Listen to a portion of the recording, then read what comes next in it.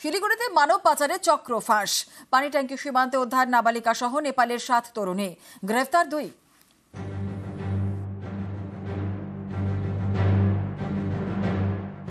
শিলিগুড়ি বাসস্ট্যান্ডের পর পানি ট্যাঙ্কি সীমান্ত, এবার মানব পাচার রুখল এসএসবি।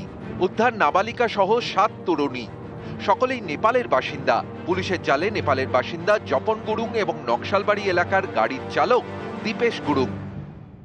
वो सिटी सेंटर की तरफ लेके जा रहा था। क्या काम के लिए? काम करके काम क्या काम के लिए? वो घूमने के लिए बोल रहा था लड़की लोग। ले जाने का कितना पैसा ले रहे थे? वो हम तो गाड़ी भाड़ा लेके चला जाता था। इसका आगे भी कोई लड़की इसी करके लेके गए थे। हाँ हाँ, इससे पहले कितना लड़की को लेके गए थे? वो 3-4 लड़की। हाँ, लेके जा रहे थे ये लड़के लोग वो सिटी सेंटर क्या करने? वो घूमने के लिए। घूमने के लिए परमिशन लेके लाए थे? इन लोगों का गार्जियन से परमिशन लेकर लाए थे? नहीं, वो उसको गार्जियन से लेके आया।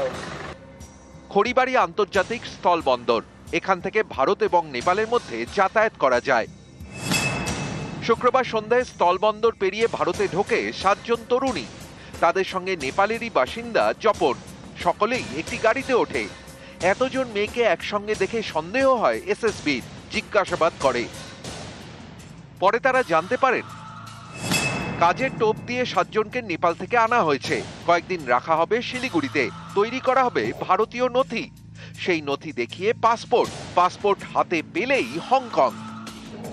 তদন্তকারীরা জানতে পেরেছেন ভুয়ো নথিতে আধার কার্ড, ভোটার কার্ড তৈরি করে দেন খড়িবাড়ির গৌর সিং জোতের এক বাসিন্দা। তার নাম রতন বর্মন। জিজ্ঞাসাবাদের পর মানব পাচারের অভিযোগে গ্রেফতার 2 জন। को लाया जा रहा था, हो सकता है कुछ फेक डॉक्यूमेंट्स उनका बनाने का कोशिश हो, तो उस पर अभी इन्वेस्टिगेशन होगा। उनको रिमांड में लेके पूरा इन्वेस्टिगेशन होगा। वो कहाँ लेके जा रहा था एक्चुअल में वो तो इन्वेस्टिगेशन के बाद ही होगा, लेकिन शायद कोई जॉब का लालच में इनको नेपाल से लाया गया। 27 জুলাই রবিবার শিলিগুড়ি বাস স্ট্যান্ডে প্রধাননগর পুলিশের অভিযান। বেসরকারি একটি বাস থেকে 34 তরুণীকে উদ্ধার করা হয়। 22 জুলাই এনজেপি স্টেশনে পুলিশি অভিযানে উদ্ধার 56 জন তরুণী। উদ্ধার হওয়া তরুণীদের অধিকাংশই ডুয়ার্সের চা বাগানের বাসিন্দা। তাই তদন্তকারীদের সন্দেহ পাচারকারীদের টার্গেট চা বাগানের দিন আনি দিন খাই পরিবারের মেয়েরা। এরই মধ্যে এবার নেপাল থেকে আনা তরুণীদের উদ্ধার। শিলিগুড়ি থেকে বিশ্বজিৎ মিশ্র, নিউজ 18 বাংলা। সম্পত্তি নিয়ে পারিবারিক বিবাদে মারপিট আর ভাঙচুর। ইসলামপুরের পুরাতন বাসস্ট্যান্ড এলাকায় রীতিমতো উত্তেজনা। জোর করে বাড়ি দখলের চেষ্টার অভিযোগ। মৃত বৃদ্ধের প্রথম পক্ষের স্ত্রীর বিরুদ্ধে অভিযোগ। অন্তঃসত্ত্বা সৎ মেয়েকে মারধরের অভিযোগ। এর প্রতিবাদে রাস্তা অবরোধ করে টায়ার জ্বালিয়ে চলে বিক্ষোভ। बेबी नाम का यो गैंग है, वो आया और सब तोड़ फोड़ के चला गया, सब लेके चला गया। वो 15 लाख रुपया हमसे मांगता है।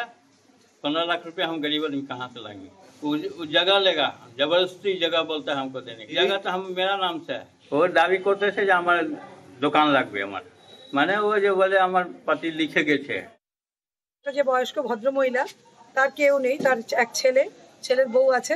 সে হচ্ছে ন্যায্য বিচারের জন্য এসেছিল। তার বাড়িতে তাকে থাকতে দেয় না। সে বলেছিল আমাকে বাড়িতে ঢুকিয়ে দাও। তো তাকে আমরা ভাবছিলাম যে বাড়িতে গিয়ে ঢুকিয়ে দিয়ে আসি। তাকে আমরা বাড়িতে ঢুকাতে গেছিলাম। তখন তার ছেলের বউ এবং ছেলে দুজন মিলে বেধড়ক মারধর করে এবং অভিনয় করে। তার যেহেতু মেয়ে প্রেগনেন্ট, মেয়েকে রাস্তার উপরে বসিয়ে দেয় এবং রাস্তাও জাম করেছিল।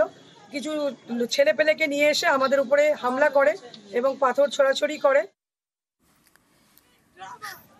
সৎ মেয়ের অভিযোগ খারিজ বিহারের বৃদ্ধার। তাঁকেই মারধর করা হয়েছে বলে পাল্টা দাবি সৎ মায়ের।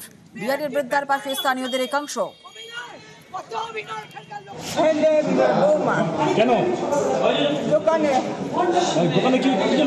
আমার স্বামী দোকানে রেখে দিয়েছে, আমি পাবো না বাবা, ওই মার দিয়ে বার করে দিয়েছে।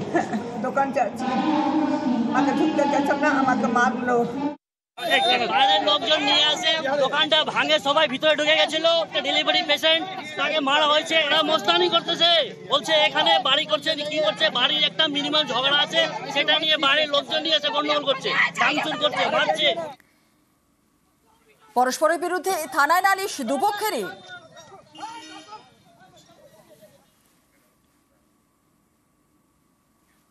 আসছি পরবর্তী খবরে। পঞ্চায়েতের কাজে বরাত পেতে কারসাজি। বেগুনি পঞ্চায়েতে এমনই চাঞ্চল্যকর অভিযোগ। ঠিকাদারের বিরুদ্ধে নকল শংসাপত্র জমা দেওয়ার অভিযোগে সরব পঞ্চায়েত প্রধান। অভিযোগ মানতে নারাজ ঠিকাদার।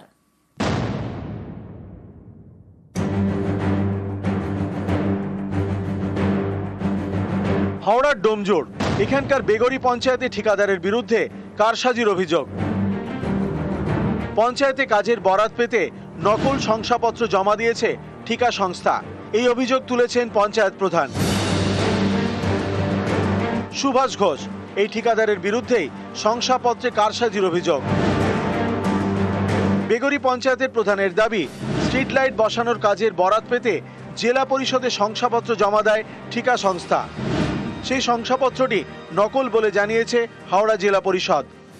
বিধায়ক উন্নয়ন তহবিলে স্ট্রিট লাইটের কাজ ছিল, অন্য গ্রাম পঞ্চায়েত থেকে ক্রেডেন্সিয়াল জমা দিয়েছিলেন। পরবর্তীতে দেখা যায় সেটা নকল। আবার জেলা পরিষদ থেকে উনি একটা ক্রেডেন্সিয়াল দিয়েছিলেন, ভেরিফিকেশন করে দেখি সেটা উনি নকল দিয়েছেন। তাই এক্ষেত্রে পঞ্চায়েতকে বারবার একই সংস্থা, উনি যেহেতু পঞ্চায়েতে কাজ করেন এবং নিয়মিত কাজ করেন, কিন্তু এক্ষেত্রে ওনার ক্রেডেন্সিয়াল নেই, তার সত্ত্বেও উনি জমা দিয়েছে, আমরা বাতিল করেছি। প্রশাসনিকভাবে আমরা ভিডিও কাজে পাঠাবো, উনি প্রশাসনের যে নির্দেশ দেবেন সেটাই হবে। আমি যেটা দিয়েছি সেটা পার্বতীপুর গ্রাম পঞ্চায়েতের সার্টিফিকেট, প্রধানের সাইন করা, সিগনেচার করা সার্টিফিকেট। এই সার্টিফিকেটটার অরিজিনাল সিগনেচার ভেরিফাই করে দেখা হোক এটা জাল কি এটা ঠিক। ডুপ্লিকেট যদি হয় তাহলে আমার কাছে এই সার্টিফিকেটটা আসছে কোথা থেকে, ওটা কে বা কারা কিভাবে করলো ওটা আমার নলেজের বাইরে। এই সমস্যাটা আমার মনে হয় কিছু অ্যালিগেশন বা কিছু করার জন্য এটা করা হচ্ছে, আমার এগেনস্টে একটা চক্রান্ত। হাওড়া থেকে দেবাশিস চক্রবর্তী, নিউজ 18 বাংলা।